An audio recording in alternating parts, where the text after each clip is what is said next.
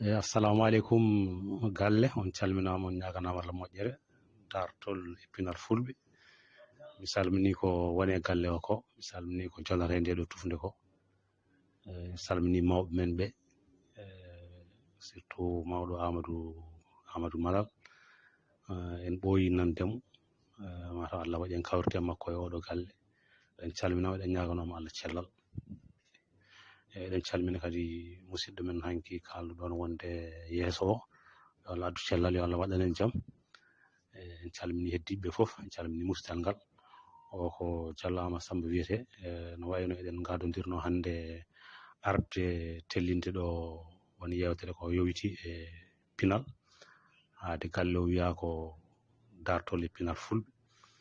enenne on banggue ɗe jinno wallude hen hunde wallidde hen hunde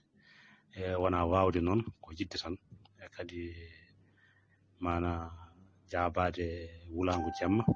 goto men fof iwra banggue ko wayno ɗum woni alhaali o mi arta e audio goɗɗo oto oɗo teddude so Allah jaaɓi ko arnode salminde tan caggal ɗum mi ara mi haala mi waɗa présenté hooram après mi waɗa présenté golle ɗe so Allah jaaɓi inchallah eyyi ma jaafo ɗon dey on ɗum ɗo ɓoccitiɗo joni noon hol gonɗo Ama Samba jibina ko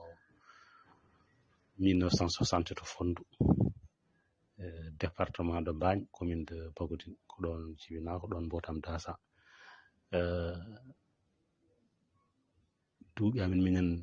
maandi surtout on saaha min jibina nde mataw tawi état civil jaggaka no feewi wona no way hannde ni hawri ko o waɗata ko waɗi tan ko mawni teskine wiye ko ɗum kono e duuɓi gonɗe kayitaji ina certi hen seeɗa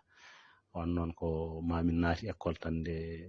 puɗɗi waɗande min kayitaji noon joni min jahat tan mbaɗa à peu près walla jomum fuɗɗima mawnude seeɗa wiya yo duuɓi mum uste mbete daña no janggiri école minen école ari cuuɗi amen ko arino ko adi kono jaɓa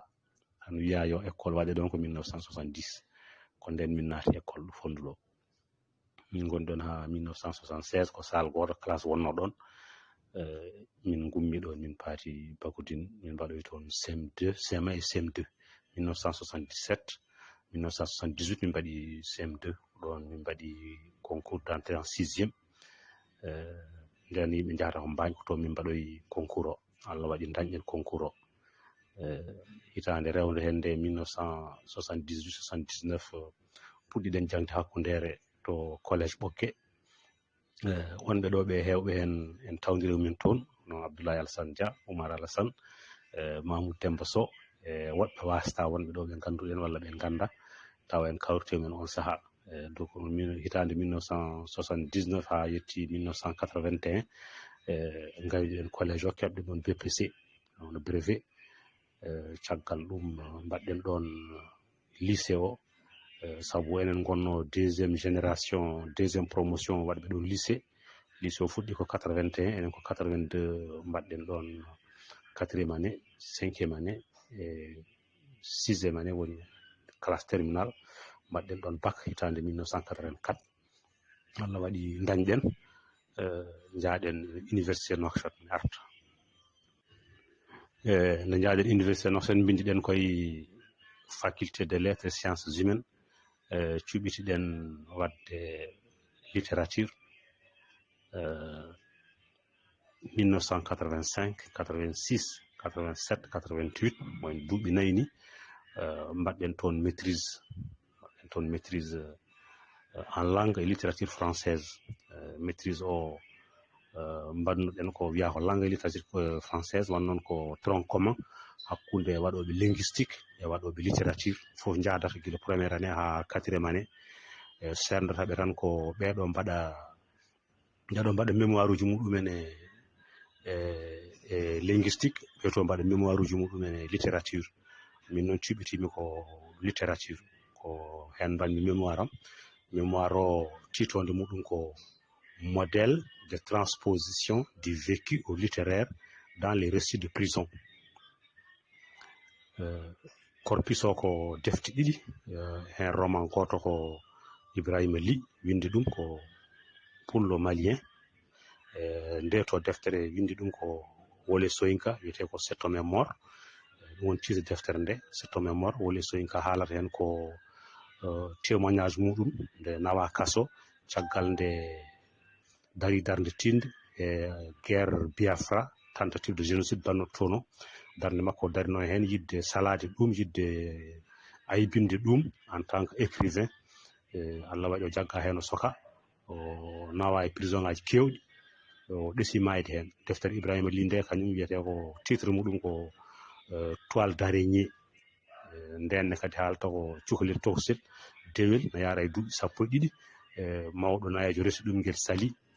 joni noon wontani ngel caɗele ha ngel soka ngel sokoya ɗo kangel ne ngel hawritone mawɗo wiyete ko Yoro no sikka ko Yoro Diakité opposant mawɗo gonnoɗo Mali cokanoɗo e temps Modibo Keïta no wayno ko ɗeɗo defte ɗiɗi mbaɗen ɗumen comparé e banggue littérature ɗum ɗo ko roman à la première personne o to ko roman à la troisième personne joni noon ko holno neɗɗo ummorto e firti tan titone nde firti tan ko neɗɗo holno ummorto e hunde wuurande expérience goɗɗo watta ɗum coñce ko hakkude coñce e ko wuurano ɓenni watte coñce enen noon mbaɗɗen on ɗon mémoire no wayno dañƴen hen mention bien mi arta caggal nde mbaɗɗen mémoire o wonno ko juillet 1988 hitande rewde hen de fin année 88 pektaɗen comme professeur auxiliaire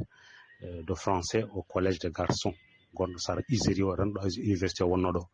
mbaɗɗen ɗon lebbi 3 tawi yolde hakkude he concours école normale supérieure yalti en mbaɗi e concours o en dañi jaaɗen goppuɗen ko jangguinten ko paafuɗen école normale supérieure mbaɗɗen toon hitande 1989 nde jaltuɗen avec le diplôme du CAPES certificat d'aptitude à l'enseignement secondaire wiyete ko CAPES on saha noon pektoɗen premier poste meɗen ko collège lycée Ɓoggé en mbaɗi ɗon duuɓi 3 1990 1991 1992 so tawi ɓoggenaɓe tawat tan mbiyeten ken tawaka tan mbiyeten ken ɓoggenajo wan noon ko ɗon jannguɗen duuɓi 6 kadi en jangguini ɗon duuɓi 3 woni duuɓi 9 ni e gurdam meɗen mbaɗi ɗum ko Ɓoggé caggal ɗin duuɓi 3 ɗi mbaɗɗen lycée Ɓoggé pektoɗen lycée Selibaɓe mbaɗɗen toon duuɓi 6 1993 ha 1998 ko ɗon goppuɗen paaɗen caggal leydi tawi en dañi contrat janngingol to leydi Gabon puɗɗiɗen jannginde leydi Gabon ko 1999 gila nden noon ko ka gonɗen hankkadi kam woni duuɓi 22 ko eɗen liggo e leydi Gabon ken jannginoɓe ko ɗum ɗo wonno parcours o e ko raɓɓiɗital mi arta ay ko wona ɗum ko ko kalɗen ɗo ko kadi on noon won heewɓe ko enen janngiti enen cawnodiri gila nden enen gondi no nganndi ɗum wayno Abdoulaye Alassane Dia wayno Oumar Alassane woɗɓe nan ɗon ɗum ɗon kam ko expérience denndal ko wona ɗum ko gartanen mataw golle ɗe gonɗe e dow men ɗe ko jiɗɗen hannde wallodirde e banndiraaɓe ɓe mi siftina tan wona histoire jogen ɗon ɗo wadde wona dartol jogorɗen ɗo iwrude goɗɗen iwrude ko banggue pinal banggue coñce ko deftere nde jiɗɗen rendude yimɓe tarango tarɗen deftere nde kadi holko waɗi suɓade ɗum ko won noon kayre ko nde waɗi référence koye univers fulɓe e nde waɗi référence e gurdam fulɓe ende jokkodiri e taarih fulɓe ɗum noon waɗi enen cikkuɗen hayso wona taarih mbatten ko wona abbi hen e kadi ko hen ɗum ɗesi ñaasade seeɗa deftere nde windi nde ko biyeteɗo ceerno mo Nene Mbo ko leydi Guinée o jeeya ko pullo guinénajo mo windini defte goɗɗe nde ɗo wona deftere makko adande o winduno defte goɗɗe ko wayno Crapaud Brousse en ko wayno defte goɗɗe ne wiye les écailles du ciel defte goɗɗe wiye Pèlerino o heɓi prix kewɗi ko gandaɗo no feewi e Afrique hande konngol makko nane kadi ko ɓuri hewde defte makko kadi kamen ne jowiti koye gurdam fulɓe koye gure fulɓe koye leydi fulɓe personnage uji ɗi woni yimɓe wonɓe e defte maɓɓe ɗe ko fulɓe ɗum noon ko yidde feññinde pinal fulɓe e gonka mumen e sifaji mumen no wayno ko ɗum ɗo woni dalilu suɓade nde ɗo deftere arta haalde ɗum ma en naata joni ko ɓooyani détail uji goɗɗi so Allah jaɓi kono ko ha ganden tan holko waɗi en suɓade ɗum ɗo wan noon ko bindowo pullo windi ko haala fulɓe windi ko tarik fulɓe windi koko foti wadde intéressé fulɓe ɗum waɗi en yidde en yewtide feccude ko jannguɗen ko ndenden ɗum e yimɓe wonɓe ɗo ɓe goto fof waɗa ko naftori hen waɗa ko faami hen wona histoire noon wona dartol noon ɗum ko banggue muɗum heddi noon ko arta o jogoɗo mbiɗen ko addi en ɗo ko haalde hannde haala coñce coñce ɗe noon no wayno ina jokkodire pinal pinal yata gaga coñce coñce kadi jata gaga pinal holko woni coñce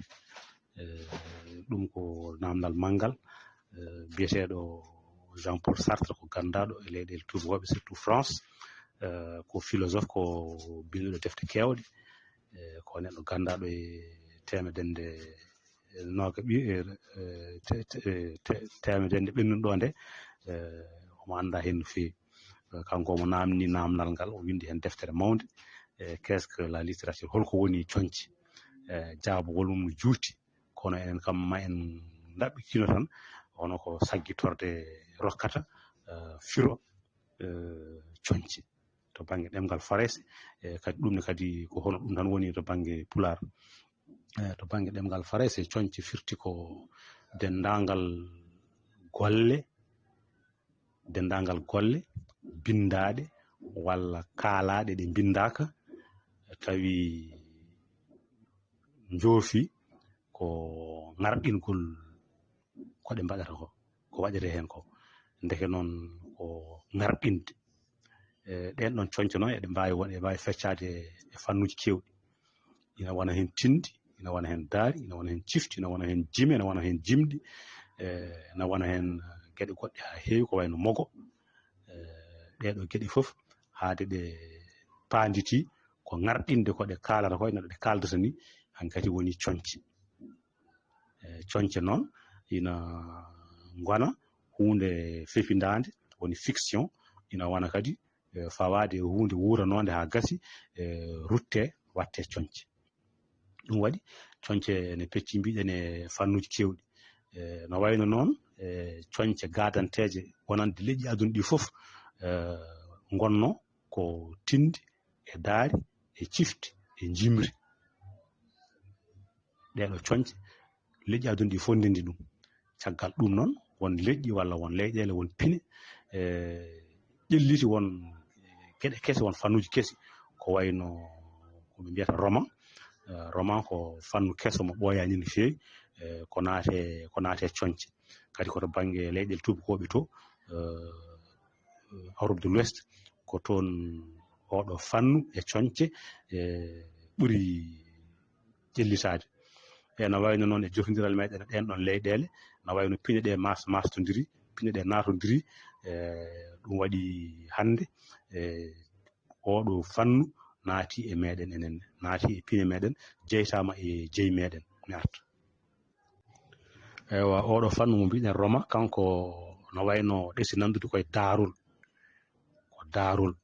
kono ko daarol jutgol heewi wonde wanno ina naata e détail ina naata e gueɗe cariɗe ko daarol tan kono noon ɓuuri judde e daari men ɗi ganduɗen ɗi kono kam ɓuuri ɓadade ko daarol ko ɓuuri hewde hen oɗo fannu kanko o heewi fawade koye gueɗe ɗeɗo fefindade inɗe yimɓe ɓe godani fefindade daarol ngol wodani fefindade leydi ndi wodani e fefindade kadi saaha mo saha ɓennuɗo walla saha goɗɗo mo yimɓe kewani mo gandal e ɗeɗo geɗe sati ndendina ɗumen sa rendini ɗumen on saha ndara darol donc ɗum waɗi ina ɗesno wasde seeɗa nandude e ko mbaɗeten ko kono kadi ina abbiti hen e won fannuji kewɗi joni noon ɗum jeytama e gueɗe men jeytama e pinal men par ce que fulɓe ne bindi daari ne bindi romaji guila e ɗemgal français e ɗemgal arabe e ɗemgal pulaar hoore muɗum ɗum waɗi noon hande ko deftere nde kalten ɗo nde kayre ko nde daarol ko nde roman roman o noon omo yowiti e taarih fulɓe tuggude hitande ujunere temen nayyi ha yetti mayirɗe hitande ujunere temedde jeetati e capanɗe jeenayyi e jeegom ko ngal ɗo daawal en tout cas ɓadoyima duuɓi temedde jeegom walla kam duuɓi temedde joyi pawɗi ha heewi ko ngal ɗon daawal deftere nde huufi kono hande kalten tan ko ɗum ɗo gooto kalten tan ko ene waɗi men bande no taƴi tati ni hande ko tawri adan ndeño goɗɗen haalde ko haalte hen ko kadi ina himmani fulɓe ni himmani presque ko histoire kono wona histoire kadi man gartu eyyi kanko ceerno mo nene mbade makko windude deftere nde o witti o yurnima defte tarih ɗum waɗi ko heewi hen ko haalata ɗo ko ina fawe tarih won hen ko haaldata no tarih haaldi won hen kadi ko waylata wan noon ina woodi ko wiyete de l'histoire romancée no woodi kadi ko wiyete du roman historique histoire romancée ko nanga dartol wada ko mbayluɗa hen wada ko ɓeyduɗa hen wada ko ustuɗa hen mbaɗa ɗum ha wayano no dartol ni kono ɗum ko darol tan ñande to yewtere waɗama ɗo sendude hakkude dartol e darol en duttata koye ɗum par ce que yewtere nde yañinoma e ɗum ɗon ɗum noon ko darol ñiɓingol e dow dartol ko ɗum woni ɗo ɗum waɗi o yurnima won defte ɗe kadi e keewi haalede ɗo e keewi limtede ɗo no wayno o yurnima defte Amadou Hampâté Bâ la genèse de l'homme selon la tradition Peul et de la culture des Peuls du Mali, revue Abia 1966 o yurnima deftere Amadou Hampâté Bâ wonde kañume Jacques Dagé l'empire Peul du Massina o yurnima nden deftere o yurnima deftere Abdourahmane Ba le Tekrour des origines à la conquête du Mali, thèse de doctorat Paris 7 juillet 1984 o yurnima deftere Oumar Ba meɗen mo Dabbe le Fouta Toro au carrefour des cultures l'Harmattan Paris 1977 o yurnima deftere Ceerno Mamadou Ba histoire du Fouta Djallon édité en première partie par Sayek Conakry 1998 o yurnima deftere biyeteɗo Boubacar Bari la Sénégambie du 15e au 19e siècle l'Harmattan 1988 o yurnima kadi deftere biyeteɗo Henri Bokene moi un Mbororo Kartala 1986 o yurnima deftere Isaga Korera Samba Guela Djegui Kamba Gelajo Djegui épopée Peul du Fouta Toro initiative et études africaines numéro 36 Université de Dakar 1992 o yurnima kadi deftere Alpha Abdoulaye Diallo Kelevala et Fulbeya Alpha African Edition Budapest 1983 o yurnima deftere El Hadji Malado Diallo histoire du Fouta Toro l'Harmattan Paris 2001 noon o yurniri kadi deftere Cheikh Anta Diop nation nègre et culture présence africaine witto makko nawima haa to deftere biyeteɗo Marguerite Dupuy Peul nomade Kartala Paris 1996 yurnima deftere biyeteɗo Boubou Hamma contribution à la connaissance de l'histoire des Peuls publication de la République du Niger Niamey 1968 non kadi o yurniri deftere biyeteɗo Cheikh Moussa Camara Florilège au jardin de l'histoire des Noirs CNRS édition Paris 1998 non kadi deftere wonde Cheikh Moussa Camara La vie de El Hadj Oumar édition Hilal Dakar 1975 non kadi o yurnori deftere biyeteɗo Aboubacry Moussa Lam de l'origine égyptienne des Peuls présence africaine Paris 1993 non kadi o yurni deftere goɗɗo biyeteɗo Gaspard Molien l'Afrique occidentale en 1818 Siré Mamadou Ndongo on kadi deftere muɗum le Fantan poème mythique des bergers Peuls biyeteɗo David Robinson la guerre sainte d'El Hadj Oumar e defte goɗɗe ha kewi mi hanna ɗo ɗum ɗon gonɗon aspect mi arta jaafa ɗon noon o joɓɓeni ɗo juuti seeɗa wanno gonɗen ne koye limtude tan witto makko haade makko winde deftere nde ko witti ko yurni ɗum fof noon ko pour hawa wawa hawa heɓa kabaru laaɓɗo walla kam kabaru mo ina wallamo e windude deftere nde hay sinno ko Roma o yiɗi windude de o witti on banggue kadi wona kanko tan meeɗi wadde ɗum hewɓe windoɓe roman historique ina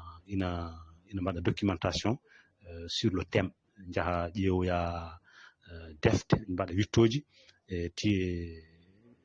eko jogori windude ko eko jiɗi windude ko no wayno kanko no waɗi ɗum biyeteɗo Maris Condé waɗi ɗum e Ségou ɗum waɗi ko roman mo on ni wiyete ko Ségou ɗum waɗi ko jogori haalde ɗo ko ma won hen ko lurodire histoire ma won hen kadi ko hiɓɓodire histoire ça veut dire tarih no wayno noon enen kam en kaali gilaɗon wonde wona haalde histoire adden ɗo hannde adden ɗo tan ko rendude yimɓe mana ko haali ɗo ko eno wayno kanen ɗo présentation o après naten deftere nde kañum hoore mum Peul ko titre nde ko Peul tan direct kadi fitti ko fulɓe garten eyyi ko wona ɗum ko en kaalino holko woni coñce en kaali kadi roman en ƴettima firde ɗum e pular walla haalde kam holko ɗum ɗewata tollodirde e coñce men gadanteje joni jaɓanen karallagal bindugol roman namni won gueɗe ɗe kadi wonno waɗiri kanko ceerno mo Nene Mbow no waɗiri ni pour windude deftere nde ko heewi e defte ko wiyete roman so jomum no winda ina wawi wonde ko jangtagol hono ko heewi hen ko heewi ko jangtede ko ɓenni heewi wonde ko jangtagol kanko noon ngol jangtagol noon no wawi tawa jangtotoɗo o jeeya ko yimɓe wuurɓe e gueɗe jogorɗe jolde ɗe wona roman à la première personne walla ala ko neɗɗo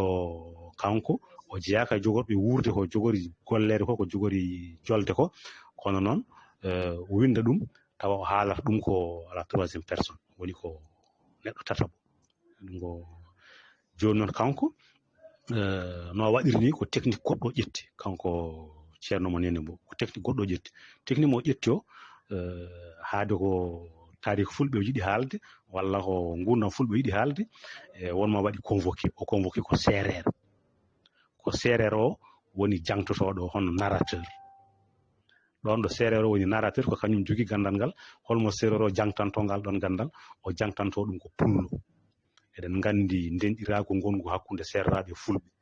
ko séréer o jogui gandal ngal kono ko pullo o heɗoto séréer o ko narrateur pullo o ko narrateur c'est à dire ko keɗiɗo kaalowo e keɗiɗo ko ɓen ɗiɗo goni ɗo séréer o haalata pullo o ne heeɗi sa fo noon séréer o e sahaji ne waɗa dépose o darto o wona wiide o yano fulɓe o haala toña ɗumen no ɗe toñirden ɗum ni on ɗon technique omo ƴetti ɗum ɗum waɗi ma en ji technique romanesque goɗɗo kadi gonɗo heen ma won heen sahaaji wona récit linéaire récit o wona récit tan ummorade fuɗɗorde yaha ha jofirde ala heen sahaaji omo fuɗɗo ɗo tan o haala ɗo haala caggal ɗum o taƴa wooda ko diwi walla o yaha o woɗɗoya o rutto caggal kadi ɗen ɗon geɗe fof ma gon heen wona un récit linéaire mo ngannduɗaa tan koko rewndiri ala ina waɗi heen sahaaji ne waɗa taƴe na waɗa diwe na waɗa joomum rutto caggal addoya ko woɗɗi wan noon won geɗe ɗiɗi cawnodiri heen geɗe ɗiɗi cawndirɗe ma en kaal ɗum jooni won maaji ɗiɗi cawnodirɗe ɗewuji ɗi haaldude sahaa fof ɗum waɗi heen sahaaji o rewa ngoɗo ha woɗɗoya o ruttuna kadi o ƴaddoya ngoto maaje ɗiɗi gonɗe ɗon ɗe ko yaalalɓe e deniyankoɓe mi arta